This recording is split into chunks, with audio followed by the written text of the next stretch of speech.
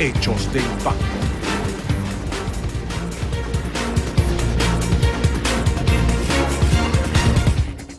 Buenas tardes, amigos televidentes, qué gusto saludarles. Bienvenidos a Hechos de Impacto. Durante los próximos 60 minutos hablaremos de la niñez. El economista Erwin Ronquillo, secretario técnico del Ecuador Crece Sin Desnutrición, está con nosotros aquí en Guayaquil, en el set principal de Telerama, y también del abogado Gabriel Casañas, subsecretario de Administración Escolar del Ministerio de Educación, está vía Zoom desde la capital de la República. Recientemente se repotenciaron cerca de 600 centros de salud a nivel nacional dentro de la campaña contra la desnutrición infantil. Inclusive el presidente Guillermo Lasso estuvo presente dando la bienvenida a los nuevos servidores públicos que trabajarán en estos centros de salud. Veamos el siguiente informe de introducción. Desde que comenzó la gestión del actual gobierno, uno de los objetivos ha sido reducir el porcentaje de casos de desnutrición crónica infantil, que era de 3 de cada 10 niños. Por ello se han invertido más de $23 millones en fortalecer la atención médica, lo cual ha beneficiado a la fecha a 620.000 niños y 450.000 madres en estado de gestación. Pero aún hay mucho por hacer y por eso en Guayaquil se presentaron a nuevos profesionales que desde hoy forman parte de diferentes centros de salud en atención primaria. En total son 580 centros que han sido fortalecidos dentro del programa Ecuador Crece Sin Desnutrición Infantil. Muchos centros de salud, muchos que tenían 20 años sin haber sido pintados, ¿no? Para dar una atención más digna a los pacientes, especialmente a madres y niños. Y hemos contratado más de 2.500 profesionales, médicos, enfermeras. Estamos hablando de una inversión presupuestaria de ¿cuánto, ministro? Estamos hablando solamente en el tema de personal, de personal a nivel nacional, son 78 millones que ya hemos invertido. Guillermo Lasso, presidente de la República, les dio la bienvenida a los nuevos funcionarios, quienes tienen el reto de seguir reduciendo el índice de niños con desnutrición crónica en el Ecuador. Un niño desnutrido crecerá en desventaja frente a los niños que sí tuvieron la oportunidad de una crianza saludable.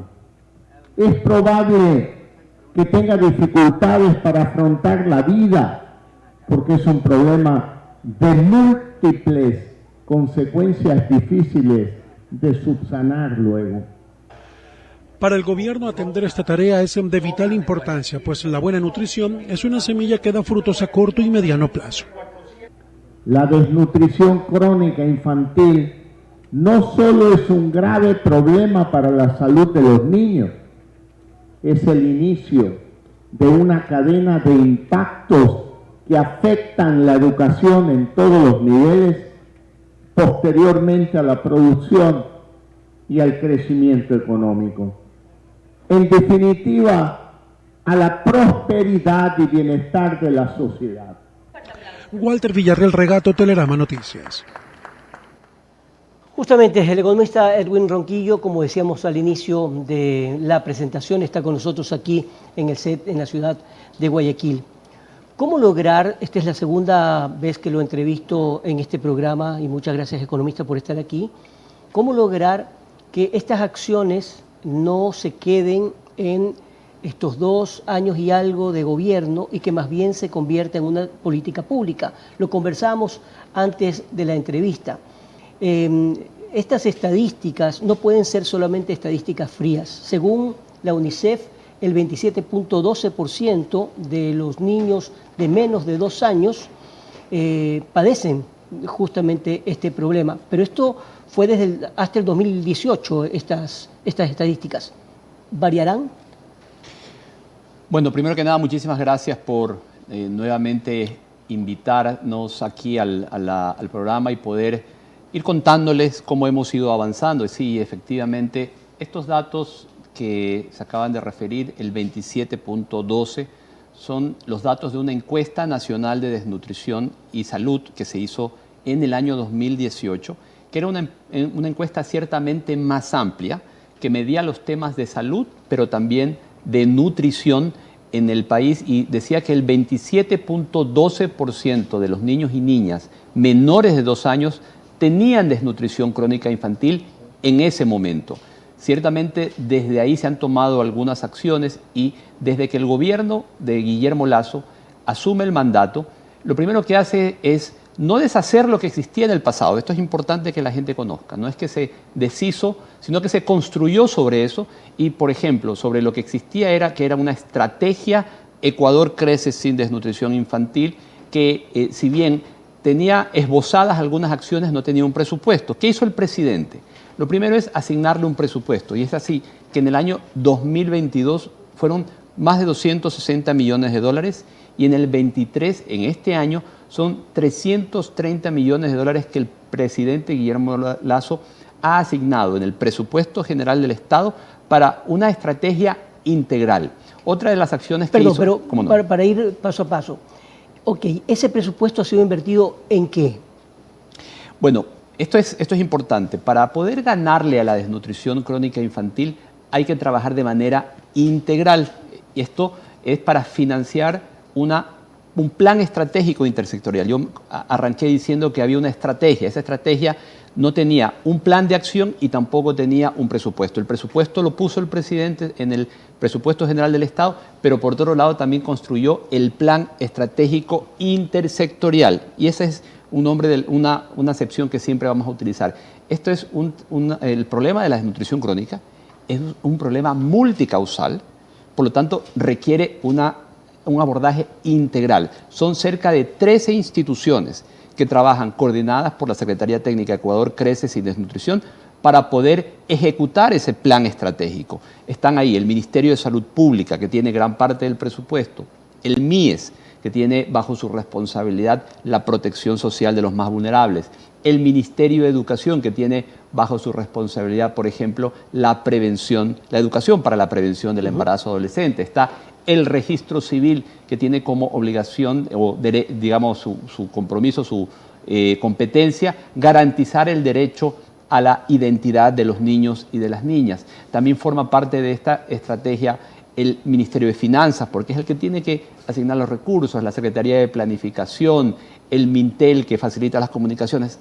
Es decir, son cerca de 13 instituciones que estamos trabajando en conjunto desde esta Secretaría Técnica que fue creada por el presidente Guillermo Lasso para darle institucionalidad a esta estrategia. Ahora, es algo muy importante que la ciudadanía debe conocer también.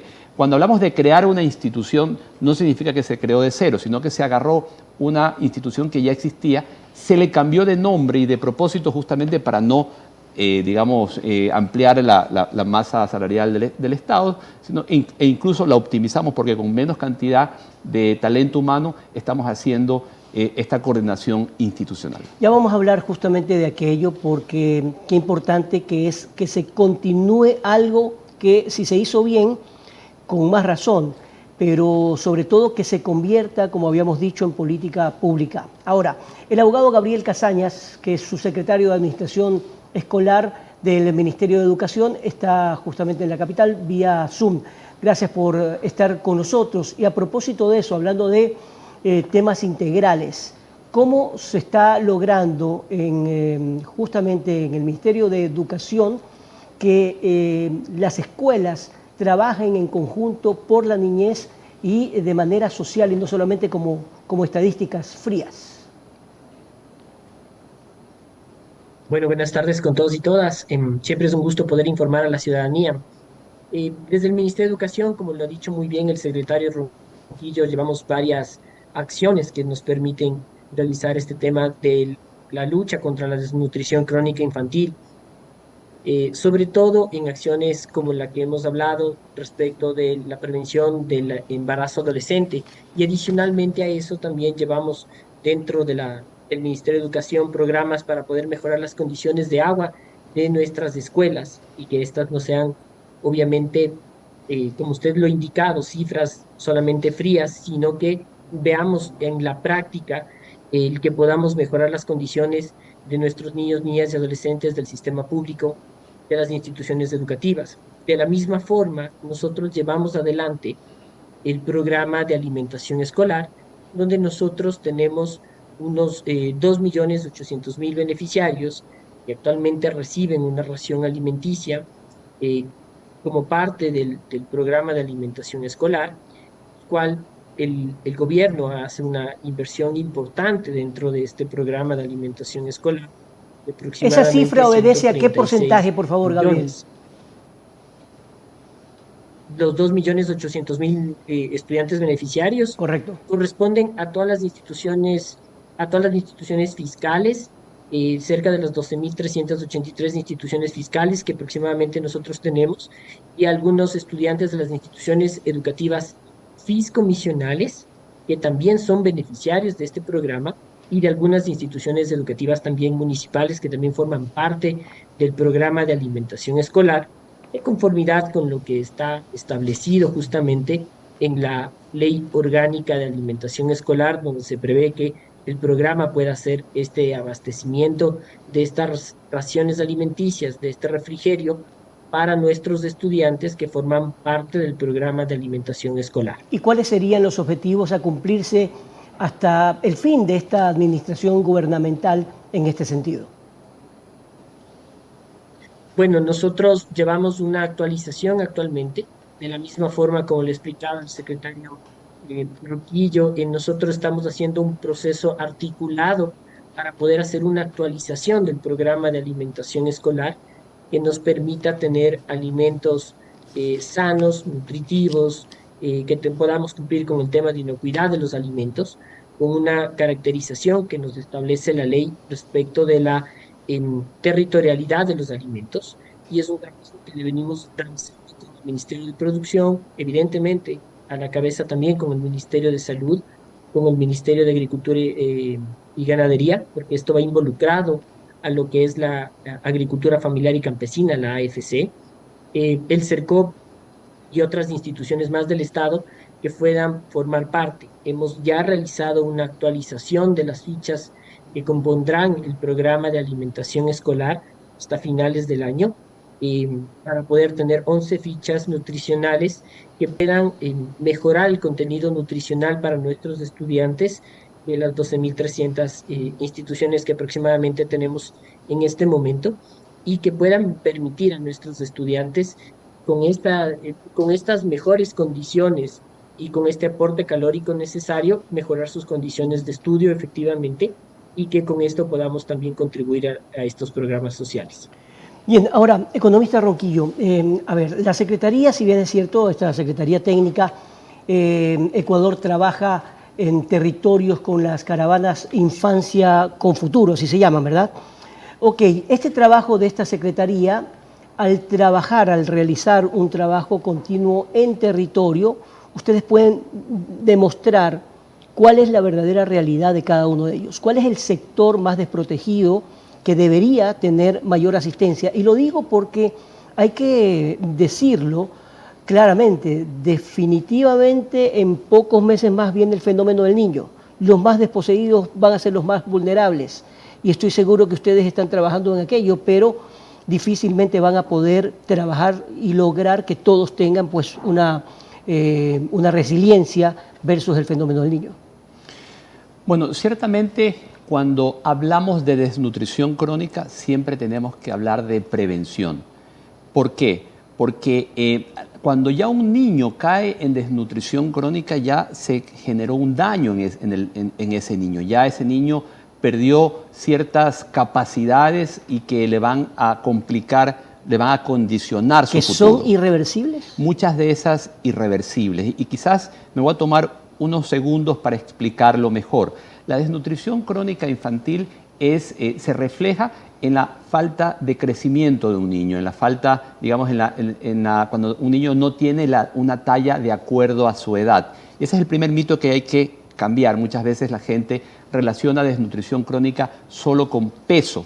Quizás se le viene a la mente imágenes de otros países donde hay niños muy delgaditos que están en la mitad del desierto. En fin, eso es otro tipo de desnutrición, es desnutrición aguda. En el caso de Ecuador, lo que tenemos es un problema de desnutrición crónica, que es la falta de nutrientes durante un periodo prolongado, que lo que hacen es que dificultan que el niño durante su primera etapa de vida pueda desarrollar toda su capacidad cerebral, toda su capacidad cognitiva. Y por eso trabajamos en los 1000 primeros días de vida, es decir, desde la concepción hasta que el niño o niña cumple 2 años de edad. Son 270 días dentro del vientre, 730 una vez que nace. ¿Y cuáles son los problemas que encontramos en esas etapas de la vida? Primero, que la madre no vaya a los controles prenatales, a los controles de embarazo. Ahí comienza a generarse un problema. Luego, si la madre no lleva al niño a los controles del niño sano, si la madre no le da o el niño no recibe lactancia materna, y aquí no quiero llevarle la culpa a la madre necesariamente, solo hablo en general, la madre, el padre, los cuidadores, la familia. Este es un problema. Es una problemática. Este es un problema de falta de conciencia del ciudadano, de no mirar al niño, de invisibilizar muchas veces al niño. Por eso es tan importante que hablemos, por ejemplo, de los controles de embarazo para que el niño pueda desarrollarse bien dentro del vientre materno, los controles del niño sano. La falta de acceso a agua y saneamiento. En el Ecuador apenas el 50% de los ecuatorianos recibe agua potable. Eso es, digamos, inaceptable en el año 2023 y es un problema que venimos arrastrando por décadas y que los gobiernos autónomos descentralizados, las alcaldías, que son las responsables y que tienen la competencia del agua y saneamiento, no han podido solucionar de manera adecuada. Ahora, economista Ronquillo, hay algunos datos de ese informe de la UNICEF que son importantes que usted los revise o los rebata. Desde 1993, Ecuador ha llevado adelante alrededor de 12 programas relacionados con salud y nutrición, pero la curva en menores de 5 años casi no se ha movido. Es decir, entre el 2014 y el 2018 incluso incrementó del 24.8% al 27.2% en niños menores de 2 a 1 de cada 4 menores de 5 años en el Ecuador. Eso indudablemente no es una culpa de ustedes como gobierno, sino de los gobiernos en general, de la sociedad en general.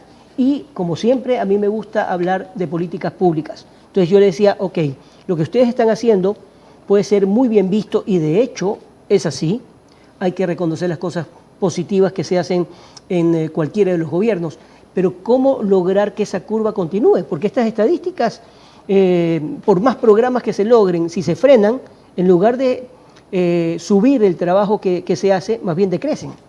Bueno, y yo hice un poco esa aclaración acerca de qué es desnutrición crónica, porque muchas veces la gente, en general la ciudadanía, desconoce, porque este ha sido un problema invisibilizado en el pasado. Y por eso es tan relevante y tan importante que un presidente haya decidido por primera vez en la historia poner como el centro de su política social el futuro de los niños y de las niñas, enfrentando un problema que es un problema de décadas y que había que iniciar a combatir. Entonces, una de las acciones que hicimos fue desde el año pasado el estar en territorio. Visitamos 728 parroquias en las 23 provincias del país donde está la desnutrición crónica, porque no es solo, si bien en el Sierra Centro, en ciertos lugares de Amazonía, en Santa Elena, tenemos los índices más altos, la verdad es que la desnutrición crónica está en todo el país. Por eso había que visitar todo el país para comenzar a concientizar. Por otro lado, también hemos estado trabajando en fortalecer los servicios y quizás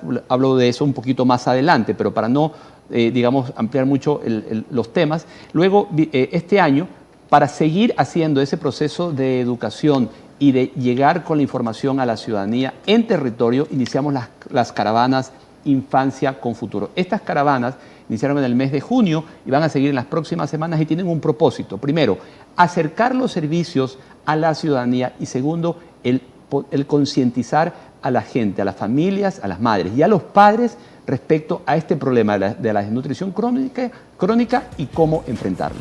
Vamos a una primera pausa comercial y continuamos con más de Hechos de Impacto.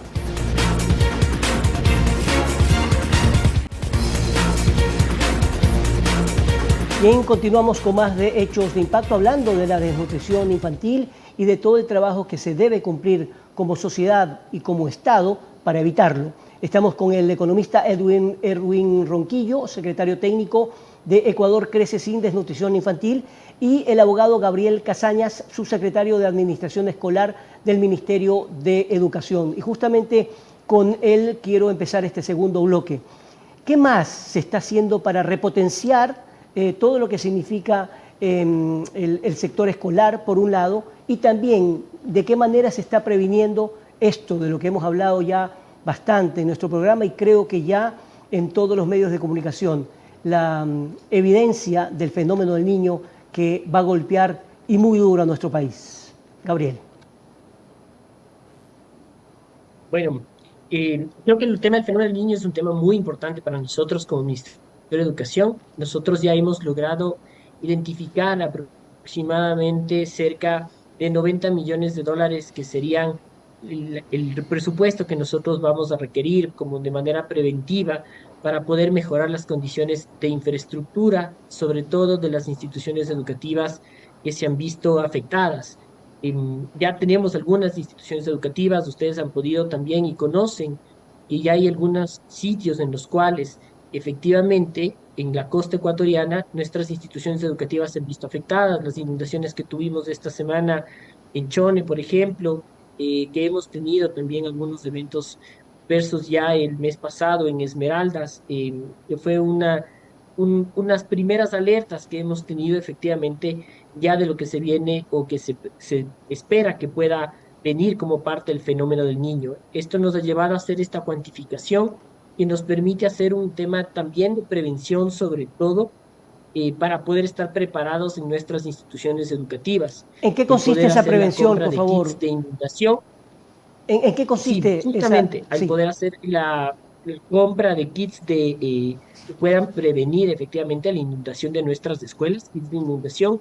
Estos kits lo que prevén efectivamente es que en algunas zonas podamos tener ya adquirir este equipamiento, este mobiliario, para que puedan aquellas instituciones educativas que puedan ser inundadas puedan desfogar el agua, porque ya hemos tenido algunas instituciones educativas que se han visto afectadas. De la misma forma, el tener un estimado de compra de mobiliario, pupitre, que también se ve y se encuentra en malas condiciones y que se ha visto afectado, porque obviamente al estar inundada la institución educativa se deteriora el pupitre, se daña el pupitre, y esto tener un mobiliario que permita hacer el reemplazamiento de este mobiliario que puede verse afectado. Y en otra, el principal, sobre todo, el que podamos tener una mejora de la infraestructura educativa en aquellas zonas que ya hemos identificado de riesgo para poder mejorar las condiciones. Esto es elevando como tal la infraestructura educativa para que pueda de esta forma evitar que se pueda inundar la institución educativa. En algunos casos también el que hemos identificado instituciones que van a tener que reubicarse por encontrarse en una zona de afectación, en una zona de riesgo, y que esto hace que nosotros podamos estar prevenidos de la misma forma para enfrentar el fenómeno del niño. De la Además de misma esto, forma hemos establecido y hemos desarrollado contenidos, perdóname, pedagógicos, fichas que nos permitan realmente que puedan estar nuestros estudiantes preparados y conocer cuáles son los riesgos que se encuentran alrededor de la institución educativa y de esta forma también podamos prevenir. sí, además de eso, deben estar conscientes ustedes y los amigos televidentes también tienen que conocer que muchos de los establecimientos educativos servirán como albergues en un momento dado, si es que se requiere, obviamente, en un momento emergente, ¿no? Sí, bueno, lo hemos conversado con la Secretaría de Riesgos, efectivamente, dentro del plan. Siempre se deben establecer lugares o zonas de acogida en el caso de que se puedan requerir, que no sean siempre como primera línea las instituciones educativas. Nosotros somos como la última línea que efectivamente donde se puedan constituir como albergues, sobre todo para no afectar efectivamente el servicio educativo de nuestros estudiantes. Sin embargo, en aquellas zonas en las cuales nosotros ya hemos identificado con la Secretaría de Riesgos que no se encuentra con albergues seguros para la ciudadanía, que se puedan establecer estas instituciones educativas también. Actualmente tenemos 4 albergues activos, por ejemplo, en la ciudad de Esmeraldas, efectivamente de la inundación que sufrió hace un mes aproximadamente. Y estamos en este proceso justamente con la Secretaría de Riesgos y también con el MIDUBI, el que podamos ya restablecer el servicio educativo en estas instituciones educativas, dotándoles aquellos albergues de un lugar en un sitio seguro, adecuado, para que puedan también mantenerse el albergue en aquellas personas que se han visto afectadas y que nosotros podamos restablecer como tal el servicio educativo en estas instituciones educativas. Ahora bien, hablemos un poco de lo que significa el plan de alimentación escolar. ¿Cómo marcha aquello y hasta qué punto se está llegando con esta administración a todo el país? Bueno, el programa de alimentación escolar es un programa de alimentación que da la universalidad del producto, de la entrega de los refrigerios a todas las escuelas, efectivamente. Es uno de los programas de Latinoamérica que también tiene una de las condiciones principales, el que sea universal. En otros países de Latinoamérica, el programa de alimentación escolar funciona de manera focalizada. En este caso, en el país, y de acuerdo a la Ley Orgánica de Alimentación Escolar, este es uno de los beneficios que tiene dentro de todas las instituciones educativas digitales, y es lo que hemos asegurado, y que pueda estar el sistema del programa de alimentación escolar garantizado en el abastecimiento como tal de los productos de manera adecuada. Para nosotros, lo que ha sido uno de los hechos primordiales es el que podamos realizar esta actualización del programa de alimentación escolar, sobre todo considerando que este programa no había tenido una actualización de las fichas y los contenidos alimenticios y nutricionales desde el año 2016, que entró en funcionamiento. Por lo tanto, ha sido un enfoque principal para nosotros el poder trabajar y poder al fin tener 11 nuevas fichas, como habíamos enunciado efectivamente en el primer bloque con la ciudadanía, que ya podamos tener otro tipo de contenidos nutricionales dentro del programa de alimentación escolar, y de la misma forma, para poder aplicar lo que establece la ley, realizar diversos programas pilotos juntamente con el PMA o con el FAO, que son organizaciones de Naciones Unidas, que nos permitan tener una mejor alimentación escolar con la introducción progresiva y paulatina de lo que son alimentos frescos al programa.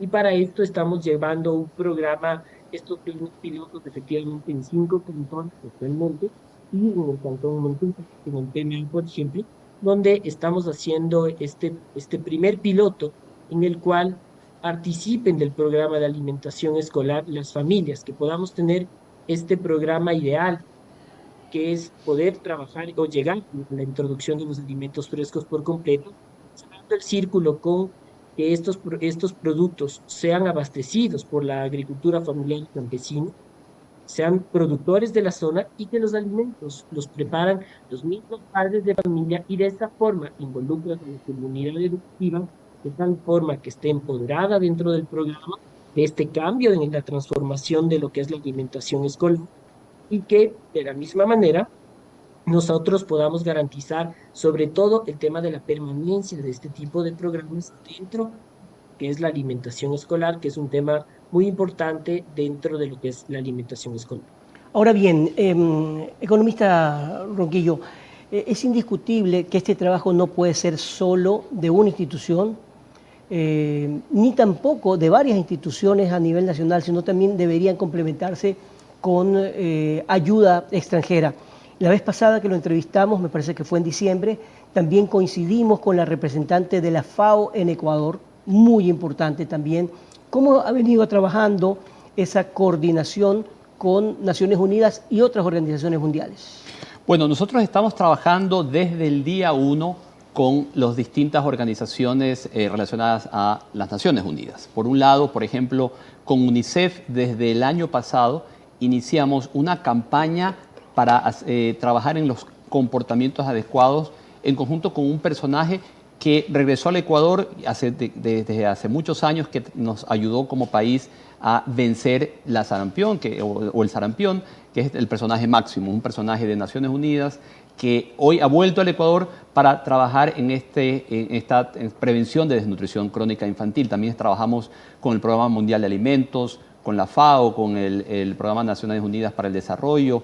En fin, estamos trabajando con varias instituciones, pero no solo de Naciones Unidas, también estamos trabajando con las organizaciones de la sociedad civil, estamos trabajando con la empresa privada. Y lo más importante es que estamos trabajando con cada uno de los 221 gobiernos autónomos descentralizados. Justamente, perdóneme que le interrumpa, iba hacia allá, es decir, ministerios, la sociedad civil, los 221 municipios, los consejos provinciales, todos están trabajando de manera mancomunada. ¿O podemos decir que no hay banderías políticas en este trabajo? Si algo que el presidente Guillermo Lasso ha dicho desde el día 1 es es que sobre la lucha contra la desnutrición crónica infantil no deberían primar ningún tipo de bandera política ni diferencias ideológicas. Muchas veces como ecuatorianos nos podemos pelear por muchas cosas, pero ha sido muy claro, no le podemos dar la espalda a los niños y a las niñas del Ecuador, y por eso es que hemos dado, de hecho, como gobierno, el ejemplo. Nosotros trabajamos con los 221 alcaldes y alcaldesas a nivel nacional, indiferentemente de su bandera política, en mesas intersectoriales donde participan en cada uno de los GATS, en cada una de las alcaldías, un representante del alcalde o alcaldesa y adicionalmente un representante de la Secretaría Técnica Ecuador Crece Sin Desnutrición, del Ministerio de Salud, del MIES, del Ministerio de Educación, del Registro Civil. Es decir, son varias instituciones que trabajamos en cada cantón, primero haciendo una revisión o un análisis, un diagnóstico con información que tenemos ya, con la cual contamos de la situación de cada cantón y tomamos acciones específicas, porque no es lo mismo lo que sucede en Sierra Centro que en la Amazonía o en la costa. Son realidades absolutamente distintas, por eso es que hay que tener planes acotados y, digamos, diferenciados por cada uno de los cantones. Ahora, sí, usted lo que nos está diciendo es que ha habido una apertura por parte de los alcaldes y alcaldesas, es decir, quienes continúan en los cargos y quienes recién empezaron su trabajo desde mayo. Lograr que esto se convierta en una concertación política pública, venga quien venga, es decir, me refiero al próximo gobierno, o sea, suena lógico, pero ¿en la práctica cree que se logre? Bueno, para que exista una política de Estado, yo siempre he dicho que hace falta tres cosas. Primero, una institucionalidad. Segundo, presupuesto. Y tercero, voluntad política. En este sentido, el presidente está dejando una institucionalidad, una secretaría técnica, un plan estratégico intersectorial, una coordinación con 13 instituciones del gobierno central, con 221 gobiernos autónomos descentralizados. Adicionalmente, recién se presentó la ley de primera infancia en el mes de febrero a la asamblea anterior, que fue disuelta porque obstaculizaba todo lo que hacía el gobierno, pero que la nueva asamblea va a tener la oportunidad de continuar su análisis. Por otro lado, dejó un presupuesto, que ya lo conversamos hace un momento, y lo tercero que hace falta es la voluntad política. Por eso es que también desde las organizaciones de la sociedad civil están conversando ya con los candidatos a la presidencia para que generen un compromiso de que independientemente de quién gane, se mantenga esta lucha que inicia en este gobierno, pero que nos va a tomar varias décadas y que debe mantenerse en bien de nuestra infancia. Lo escuché, pero lo que no he escuchado es al menos a ninguno de los candidatos a la presidencia de la República o sus binomios hablar de manera concreta de este tema. Ojo, probablemente sí lo tienen dentro de su plan de trabajo, pero al menos no lo han comunicado. Y este es uno de los temas tan importantes como, por ejemplo, la seguridad del país. Bueno, sin duda hay todavía un compromiso por delante que debe hacerse manifiesto. Entiendo que también en los espacios de debate se les va a preguntar a los candidatos, seguramente se deben estar preparando con sus equipos para darle una respuesta a la gente, a la ciudadanía, no al gobierno, ni siquiera a los medios que hacen las preguntas, sino a los ecuatorianos, porque como país tenemos una deuda histórica con la infancia. 3 de cada 10 niños y niñas tenían desnutrición crónica en el año 2018. Esos números, digamos, como resultado de las acciones que ya se han iniciado, están cambiando. Le estamos comenzando a cambiar la vida a miles de niños y niñas en nuestro país. Pero eso no se puede quedar ahí porque todavía falta muchísimo por hacer. Por eso es que es tan importante que un tema que no tiene bandera política se pueda discutir de manera abierta y que sobre todo se mantenga esta lucha en el tiempo. De esas tantas cosas que todavía quedan por hacer, 3 claves para usted. Bueno, lo primero, como decía, mantener la institucionalidad. Ahorita tenemos que discutir en los próximos meses la ley de primera infancia. Esta es una ley inédita en nuestro país que es fundamental para comenzar a poner primero en el centro de la política pública a la infancia, que siempre ha estado olvidada. Segundo, asignando los recursos. Y lo tercero es que exista la voluntad política, porque así como el presidente Guillermo Lasso puso como prioridad de su gobierno el futuro de la infancia, los futuros gobiernos deben mantener esa política de Estado independientemente de dónde nació o de en qué gobierno inició, y que como en otros países, cuando decidieron que esta debía ser una política de Estado, le pudieron en el largo plazo ganar a la desnutrición crónica. Casos cercanos, Perú, Chile, de alguna forma también Colombia. De igual forma nosotros como país debemos enfrentar el problema y darle una solución de largo plazo. Sí, justamente revisando lo que ocurre en países de nuestra región, Ecuador comparándose con Colombia o con Perú, que son nuestros vecinos más directos, ¿cuál es la situación? Bueno, le voy a dar algunos casos. Primero, Chile. Chile inició su combate a la desnutrición crónica infantil en la época de Allende. Vino el gobierno de Pinochet y aun cuando era totalmente distinto desde el punto de vista ideológico, mantuvo la política de primera infancia y el resultado es que hoy por hoy Chile tiene incluso menos del 5% de desnutrición crónica, alrededor del 2%, menos incluso que Estados Unidos. En el caso de Perú, que es el caso más cercano. Pero analicémoslo justamente porque es muy importante lo que usted acaba de decir como ejemplo. Chile lo empezó en un gobierno, luego vino una dictadura y pese a ello se mantuvo y de ahí han habido gobiernos de izquierda o de derecha porque hubo la denominada concertación. Ciertamente, y le voy a dar otro caso cercano, Perú.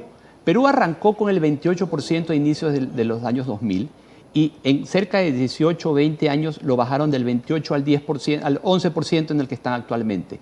Y Perú, que tiene ciertamente una situación en términos de extrema pobreza mayor que la de Ecuador. Es decir, pudo hacerlo inclusive sin que se pueda eliminar la pobreza. Muchas veces se relaciona desnutrición crónica con pobreza. Si bien es cierto, es una causa estructural la pobreza, pero aún a pesar de eso, en Perú pudieron reducir la desnutrición crónica infantil en cerca de 18 puntos en alrededor de 15 años. Es decir, como país también nosotros lo podemos hacer y esa es la propuesta que ha hecho el presidente Guillermo Lasso. Bueno, vuelvo a insistir, Perú, que es otro de los ejemplos que usted mismo acaba de poner, efectivamente también ha estado con dictaduras, con rompimiento institucional, recién lo volvieron a pasar y sin embargo estas políticas de Estado se mantienen. Por eso es que es tan importante que podamos generar un compromiso. Desde el gobierno nosotros estamos dejando el camino, digamos, la hoja de ruta trazada, el presupuesto, que esto es algo muy, muy importante, José. En el presupuesto general del Estado antes no existía nada relacionado a la desnutrición crónica infantil. Hoy, en el presupuesto general del Estado ya consta un presupuesto para la estrategia Ecuador crece sin desnutrición. Y dadas las reglas electorales, el próximo gobierno va a tener un presupuesto prorrogado. Es decir, va a tener el presupuesto para trabajar y seguir luchando contra la desnutrición. Es decir, no hay pretextos. Ahora más bien lo que hace falta es la voluntad política de mantener una lucha que no es por, no es por los que estamos hoy aquí, sino es por los niños que vienen, por la infancia y sobre todo por el futuro de nuestro país. Ahora, Erwin, no hay nada perfecto, todo se puede perfeccionar o hay cosas que son perfectibles. Y en ese sentido, lo lógico sería encontrar ese camino para que tanto los políticos que están en campaña como en este momento este gobierno y los que vengan en sus cargos, por ejemplo, se mantengan como política, ya lo hemos dicho. Ahora, ¿cree usted que el presupuesto asignado en primera instancia y luego en este año ha sido suficiente o qué es lo lógico o lo óptimo para llegar a todo el país? Bueno, para dar respuesta a esto, quisiera un poco decir qué se ha hecho hasta el momento con el presupuesto que tenemos. Por ejemplo, hasta la fecha hemos podido atender a 620.000 niños desde que inició este gobierno y a 450.000 madres embarazadas. Esto es el doble de niños que en el gobierno anterior o en el año anterior, en el año 2021, y 30% más de madres. ¿Y cómo lo hicimos? Esto es lo que el presidente entregó el día de ayer. Fueron 588 centros de salud donde se han realizado intervenciones integrales con mantenimiento de infraestructura y adicionalmente contratando a 1.726 nuevos profesionales de salud para el primer nivel de atención, asegurando la dotación de micronutrientes y de vacunas para la salud materno-infantil. Vamos a una pausa comercial y continuamos con el último bloque de Hechos de Impacto.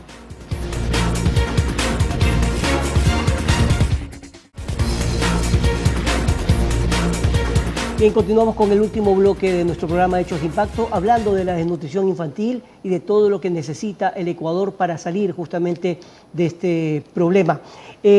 Justamente, abogado Gabriel Casaña, el subsecretario de Administración Escolar, me gustaría consultarle lo siguiente. En mayo el Ecuador participó del segundo Congreso Internacional de Alimentación en Brasil. ¿Cuáles fueron esas lecciones aprendidas y cómo se están poniendo en práctica ahora? Bueno, José, es un programa muy importante en realidad, el que llevamos adelante. Forma parte, el Ecuador participó como uno de los integrantes de lo que es la RAES. Justamente es a través del programa mundial de la FAO, perdón, quien ha realizado esta invitación a diferentes países de Latinoamérica para que podamos compartir experiencias de cómo se lleva adelante y qué estrategias podemos aplicar dentro del programa de alimentación escolar. Estamos todos seguros, desde el Ministerio de Educación y desde los diferentes países de Latinoamérica, que el programa de alimentación escolar de Brasil es uno de los más importantes, es el modelo a seguir. Alimenta a 40 millones de estudiantes todos los días y se hace el entrenamiento fresco con alimentos que provienen de la agricultura familiar y campesina. Es por eso la importancia de, como te explicaba, estos proyectos que nosotros hemos empezado a aplicar en el Ministerio de Educación para poder replicar de cierta forma este modelo. Por lo tanto, en este segundo congreso que hemos participado en el mes de mayo en Brasil, desde el Ecuador y desde el Ministerio de Educación, hemos ido para poder compartir las experiencias, los avances que nosotros hemos logrado conseguir también con la aplicación de estas nuevas 11 fichas que te comentaba, el que se pudo desarrollar justamente una de estas fichas con el contenido del PMA y de la FAO como tal, la entrega de un alimento fresco, y que puedan ver los avances que como Ecuador hemos tenido en este programa de alimentación escolar y recibir esta retroalimentación de los problemas que pueden existir en los programas de alimentación escolar de los diferentes países de Latinoamérica y poder replicar lo que ha sido exitoso en el país con otros países como Colombia, como Perú, como Bolivia, efectivamente, y cómo también hemos nosotros podido aprender o cómo podemos compartir estas experiencias para que ellos, en lo que puede ser útil y que puede ser aprovechable por estos países, también pueda ser aprovechado por el Ecuador.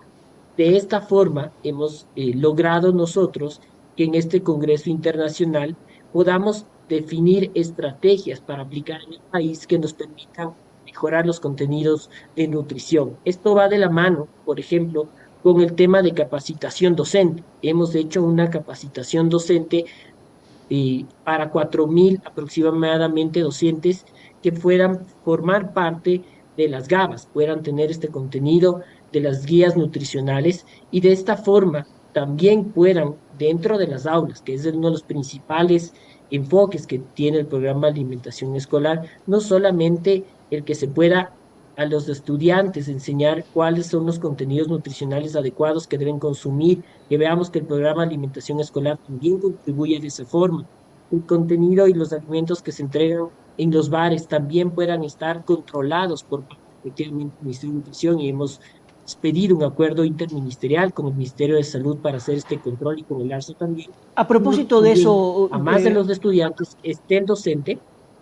Sí, abogado, a propósito... Y también los padres de familia. Sí, justamente, ¿cómo se realiza ese control para evitar lo que ha pasado ya en el pasado? Es decir, que muchos establecimientos entregan la alimentación pero sin cumplir con los estándares lógicos de nutrición. Entonces, ¿cómo se realizan esos controles?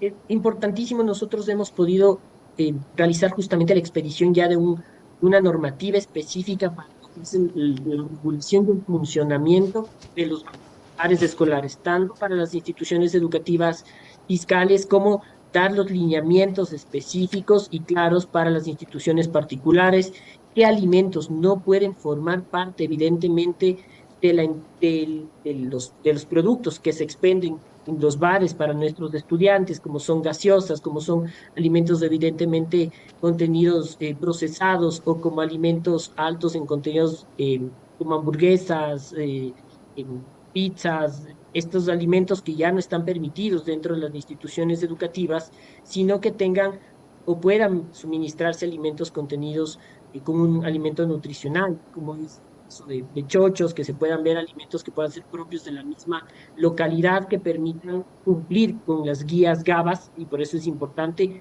para nosotros que nuestro docente esté previsto.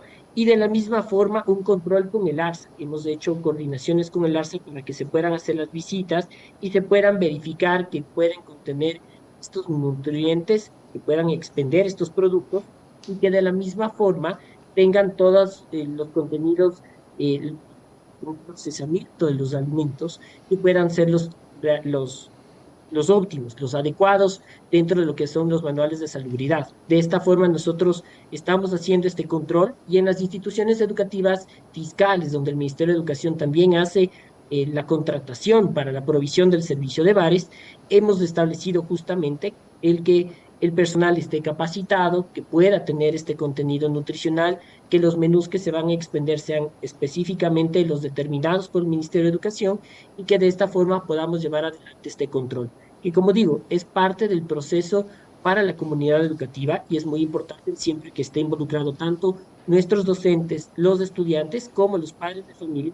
Y como lo explicaba el secretario de Ronquillo, creo que en todas estas estrategias para poder mejorar los contenidos nutricionales y alimenticios de nuestros niñas y adolescentes, es importante en que todos podamos sumar esfuerzos, en que todos estemos involucrados y todos podamos llevar a estos programas de alimentación hacia un cambio al cual nosotros queremos para que nuestros estudiantes puedan estar en mejores condiciones. Perfecto, muchas gracias al abogado Gabriel Casaña, subsecretario de Administración Escolar del Ministerio de Educación. Nos quedamos en el set aquí con el economista Ronquillo. A ver, economista, lo que hemos hablado hasta esta hora parecería ser todas buenas noticias. Estamos en un país que las inequidades, los problemas sociales, políticos, económicos están a la orden del día. Hablábamos de políticas públicas y también de concertación. ¿Quién es el encargado? ¿Quién se podría hacer cargo de lograr que los candidatos a la presidencia de la República entiendan esta realidad y en conjunto con el gobierno se logre firmar algún acuerdo para que esto se respete, es decir, que se respete lo bueno y que continúe en la marcha por donde debería ir? Bueno, hay organizaciones de la sociedad civil que ya están trabajando en eso y esto es bueno, es muy bueno porque no es un actor político desde el gobierno, sino que es la ciudadanía, sus representantes o un grupo de ellos que se han acercado a los distintos candidatos, son los diálogos nacionales que han conversado con distintos candidatos de distintos temas, pero lo más importante es que han incluido un compromiso, la firma de un acta de compromiso para mantener la política de primera infancia. Eso como una muy buena noticia. Ahora, ciertamente la forma de que la gente pueda también adherirse a esto es un poco conociendo lo que se está haciendo y este es un espacio para contarlo. Quisiera comentar brevemente la historia de una mamá que conocí en Guaranda. Ella se llama Dayana y tiene una hija que se llama Damaris. Dayana tiene un poquito más de 20 años, ella está estudiando, está en la universidad y es madre soltera de su hija Damaris, tiene 3 meses. ¿Cuál es la característica? ¿Cuál es la particularidad? Ella está en una situación de pobreza, pero puede salir adelante porque está estudiando y adicionalmente ella está recibiendo una ayuda del gobierno, es el bono Infancia Futuro.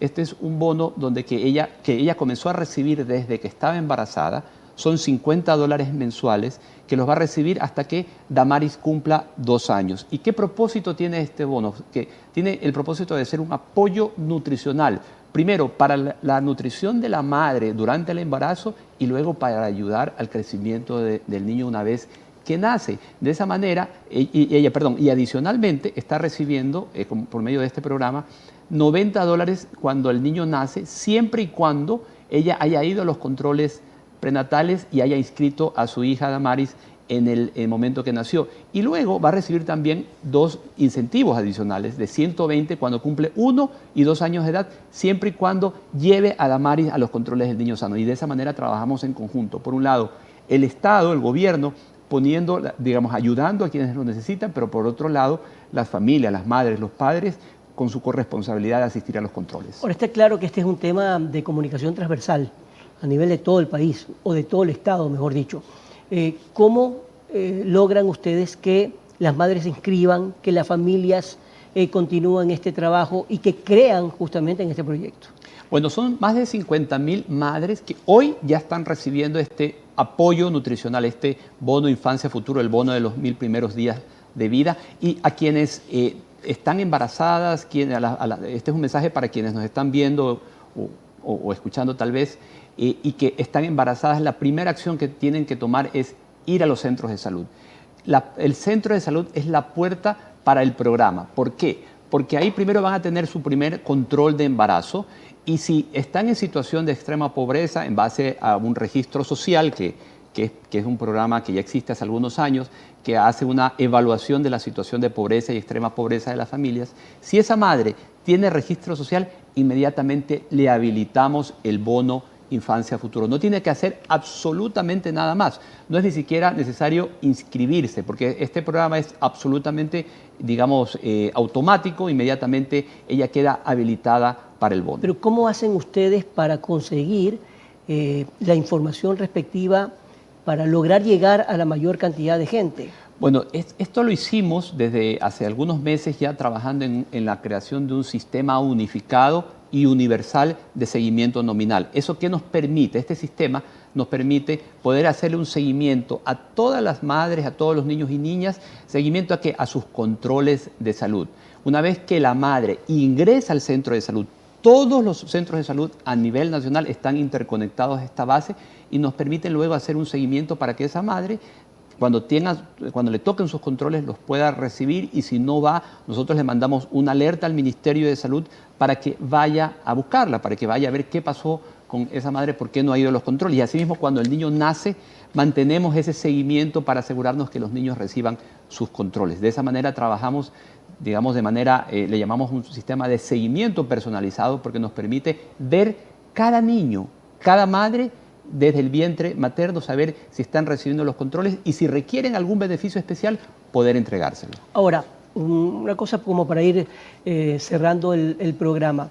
La idea es llegar a la mayor cantidad de gente posible con este programa. ¿Cuál es la meta? ¿Cuál es la meta? No van a alcanzar, por supuesto, todos los objetivos. Era un gobierno para 4 años y definitivamente no lo va a poder cumplir. ¿Cuál es la meta de aquí hasta la primera vuelta? Bueno, nosotros tenemos una meta que el presidente puso, que es reducir la desnutrición crónica infantil hasta el año 2025 en 6 puntos porcentuales, es decir, al 21%. Nosotros estamos terminando de correr una nueva encuesta nacional de desnutrición infantil que va a actualizar esas cifras y que ya nos permite ver con los datos preliminares que vamos por muy buen camino, que todavía hace falta mucho por hacer, pero que ya le estamos cambiando la vida a miles de niños y niñas en nuestro país. ¿Cómo lo estamos haciendo? Aumentando los controles prenatales. Yo les decía, ya hemos atendido 450.000 madres embarazadas, esperamos llegar a 500.000 hacia finales de año. Hemos ya atendido al momento, en este gobierno, 620.000 niños, esperamos llegar a 700.000 hacia finales de año. De esa manera logramos, primero, mejorar las atenciones de prevención, y adicionalmente a esas madres que requieren este apoyo nutricional vamos a llegar a 65.000 madres receptoras del bono Infancia Futura hasta hacia finales de año. Me quedo con eso y con un mensaje para todos los ecuatorianos. Primero que nada, no todo es malo en este país. Y segundo, hay mucho todavía por hacer, pero lo lograríamos todavía mejor si es que nos uniéramos entre todos, sin distingo político. Muchas gracias y hasta el día de mañana, Dios mediante. Que pasen muy bien.